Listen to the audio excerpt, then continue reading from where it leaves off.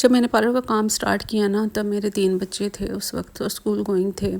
तो सुबह नमाज़ पढ़ने के बाद इतना टाइम नहीं होता था कि ना इंसान थोड़ी देर रेस्ट कर ले, क्योंकि जब सर्दियों के दिन होते हैं या सर्दियों की रातें होती हैं ना, तो सुबह यानी कि अज़ान नमाज से फ़ारिग होते होते तकरीबन 6:30 या पौने 7 हो ही जाते हैं।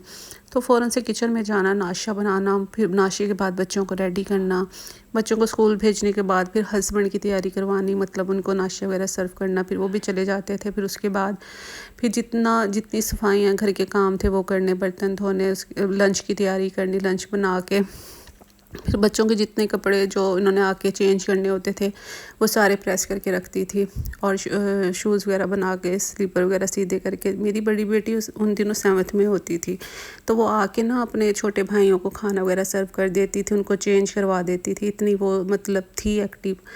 और वो साथ ही फिर एकेडमी चले जाते थे मेरे तीनों बच्चे ना। उसके बाद मैं 12 बजे मैं निकल जाया करती थी पार्लर के लिए, और मेरा पार्लर भी काफ़ी ज़्यादा दूर था मेरे घर से, और मुझे रिक्शा हायर करना पड़ता था डेली बेसिस पे।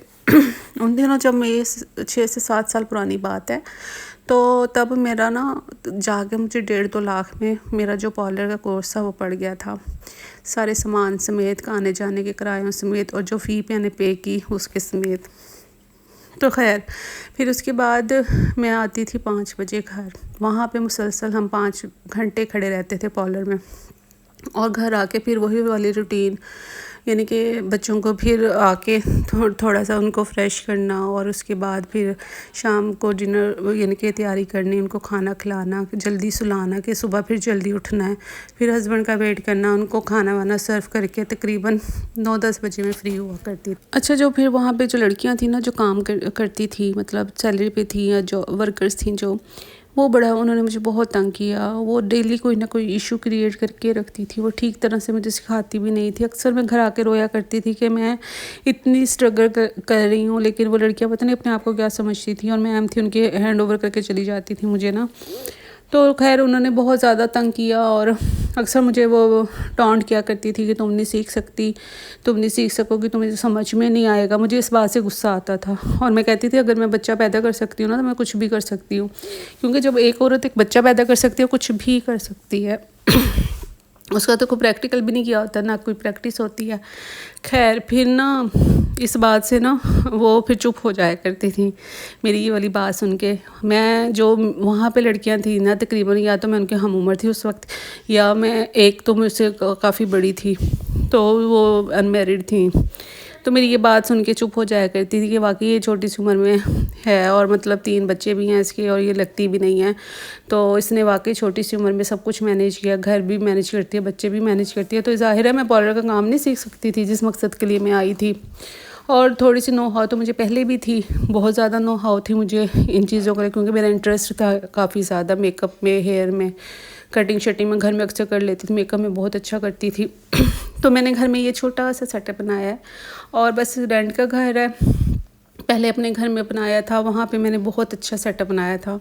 तो वहाँ पे बड़े बड़े मिरर्स लगाए थे, बड़ी बड़ी कैबिनेट्स बनवाई थी, काउंटर लगवाए थे, सब कुछ किया था। लेकिन ये रेंट का घर है, इस पे मैं ज़्यादा एक्सपेंस नहीं करना चाहती थी, क्योंकि फिर मालिक मकान को इतराज़ होगा कि आपने हमारी दीवारें ख़राब कर दी, और दीवारों की वैसी कंडीशन इतनी ख़राब है, इतनी सेम है इस घर में। तो इस वजह से ना मैंने वो मिरर वगैरह सब लगवाए ही नहीं, ना काउंटर लगवाया, वो सब कुछ ऊपर पड़ा है स्टोर रूम में। तो इस तरह से मैंने ये सेटअप बनाया हुआ है, लेकिन यहाँ पे कोई इतना ज़्यादा ख़ास अच्छा रिस्पांस नहीं है। तो बस जिस तरह के यहाँ के लोग हैं उनके हिसाब से ये बिल्कुल परफेक्ट सेटअप है, क्योंकि यहाँ पे लोग ना पे नहीं करते। आपको जितना मतलब मुआवजा बनता है ना, उतना वो पे नहीं करते। तो इस बात को देखते हुए, सोचते हुए मुझे ना, मैं कहती हूँ बस फिर ये सेट है, ठीक है, इतना जितना मुझे पे करते हैं उनके लिए इतना ये काफ़ी है।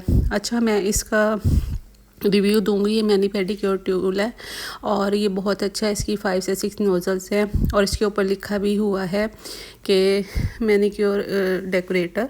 और ये देखिए इस तरह से ये ओपन होता है। इसके अंदर बैटरीज डलती हैं, 2 बैटरीज, मतलब 2 सेल डलते हैं। और ये है इसके टूल ऊपर वाले, जिसमें एक ड्रिलर है, एक बफर है, एक शाइनी बफर है, और एक है हार्ड वाला बफर है। ये देखिए ये फाइलर है। इस तरीके से आप अपने नेल्स को फाइल कर सकते हो, क्यूटिकल अपने रिमूव कर सकते हो, अपने क्यूटिकल्स को इस तरह से थोड़ा सा ड्रिल कर सकते हो, बफ़ कर सकते हो। तो इस तरीके से ना, और ये वाला टूल है जिससे आपके क्यूटिकल जो है वो रिमूव होंगे। अच्छा, मेरे पास अभी इस टाइम बैटरीज नहीं थी, तो आने वाली कमिंग वीडियोस में मतलब मैं इंशाल्लाह आपको मैनी पेडिक्योर करने का तरीका बताऊंगी। अच्छा, ये मैनुअली है, यानी कि ये वाले ब्रशेज़ हैं, ये फुट ब्रश है और इस तरह से ये हार्ड बफ़र है और ये स्टील बफ़र है दूसरी साइड पे। इससे अच्छे तरीके से हम अपने पाँव को रब करते हैं। ये वाला भी ये पाँव के लिए बफ़र है और ये हाथों के लिए है, हाथ इससे अच्छे तरीके से रब कर सकते हो। और ये फाइलर है। इस तरह हम, यानी कि मेरे पास टोटल पाउडर का सामान है। अच्छा, अब ये स्टिक रखी हुई है ताकि हम अपनी क्रीम्स लोशन वगैरह निकाल सकें। और ये वाला जो टूल है ये भी क्यूटिकल रिमूवर है और इससे बहुत अच्छे क्यूटिकल रिमूव हो जाते हैं। मैं आपको करके दिखाती हूँ। इसी से आपने अच्छे तरीके से अपने क्यूटिकल को अलग करना है। ये देखिए, इस शेप से ना तो बिल्कुल अलग हो जाते हैं। उसके बाद आपने दूसरी साइड से ना इस तरह अपनी स्किन को टाइट करते हुए ना इस तरह से क्यूटिकल रिमूव करने हैं। देखें, आप देख के कहूँगी लो मैं तो कर सकती हूँ, लेकिन नहीं। वह मेरी जो टीचर थी ना, मैडम थी, वो कहती होती थी कि देख के काम नहीं आता, जब तक हाथ से ना गुजार लो। और उनकी बात परफेक्ट थी, सच थी। ऐसे ही होता है, हम देख रहे होते हैं ना, हम कहते हैं काम कितना इजी है, हम तो फ़ौरन कर लेंगे, हमें तो आता है। लेकिन नहीं, मैं यही समझती थी, लेकिन जब मैं करने लगती थी ना तो वाकई वो काम मुश्किल होता था। प्रैक्टिस से ही आपको काम आता है। तो अक्सर ये भी हुआ कि मैंने ना इससे अपनी स्किन भी काट ली थी। तो आपने हमेशा ख्याल रखना है स्किन को टाइट करके फिर क्यूटिकल रिमूव करने हैं। लेकिन जो इससे नहीं कर सकते तो ये परफेक्ट टूल है, आप ये परचेज़ कर लें। अच्छा, मैंने 500 का लिया था और ये भी ऐसे हुआ था, ये भी काफ़ी पुराना है मेरे पास, जब मैंने पार्लर स्टार्ट किया था कि ना ऑनलाइन वो जो कंटेनर नहीं आते बाहर से, तो उन्होंने ना ऐसे ही सस्ते सस्ते माल यानी कि वो निकाल रहे होते हैं, तो लाट का माल होता है उसमें। फिर ये उन्होंने कहा ये 500 का है, तो मैंने फ़ौरन से इसको ना ऑर्डर कर दिया था और वाकई बहुत अच्छा। ये बफरिंग के लिए मतलब बफ़र कर सकते हैं आप इसको ऐसे ना, तो आपके नेल जो हैं वो शाइन करने लगते हैं। उसके बाद ड्रिलर है इसके अंदर, ये ड्रिलर है। साइड से क्यूटिकल को जैसे ड्रिल करते हुए ना इस तरह से सेपरेट करते हैं क्यूटिकल्स को। उसके बाद फिर हम क्यूटिकल रिमूवर वाला टूल लगाते हैं, उससे फिर हम रिमूव करते हैं। ये क्यूटिकल रिमूवर वाला है, तो इसके ज़रिए से हम इस तरीके से ऐसे क्यूटिकल रिमूव करते हैं। तो वाकई ये बहुत अच्छा है। अब पता नहीं इसकी प्राइस क्या होगी, उस वक्त तो मैंने बस लाट में से ही ले लिया था 500 का।